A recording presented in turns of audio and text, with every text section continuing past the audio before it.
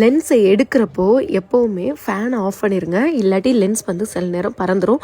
முக்கியமாக லென்ஸ் வைக்கிறோம் அப்படின்னு சொல்லிட்டு ஹேண்டில் வைக்கிறீங்கன்னு சொல்லிட்டு ஹேண்ட் வாஷ் பண்ணிடுங்க, இது ரொம்ப முக்கியம். அதே மாதிரி லென்ஸ் வைக்கிறப்போ மேல் இமையை வந்து நம்ம கையோட அழுத்தம் அதிகமாக இருக்கணும். அப்போ ஏன்னா லென்ஸ் வைக்கிறப்போ கண்ணை சிமிட்ட பார்க்குறப்போ நம்ம மேல் இமையை விடாமல் இருக்கிறப்போ எந்த ப்ராப்ளமும் நம்மளுக்கு வராது. அதே மாதிரி கருவிழியில் வைக்காமல் அந்த வெள்ளை பகுதியில் மட்டும் நீங்கள் வச்சிங்கன்னா ரொம்ப ஈஸியாக இருக்கும். இப்போ லென்ஸ் போட்டுட்டு சில பேருக்கு தண்ணி வந்துட்டே இருக்கும், ஓகேவா? அது இப்படி நம்ம வந்து மாய்ஸ்சரைசர்லாம் அப்ளை பண்ணாம லென்ஸ் வச்சிட்டா ப்ராப்ளம் கிடையாது, மறந்துடுவோம்.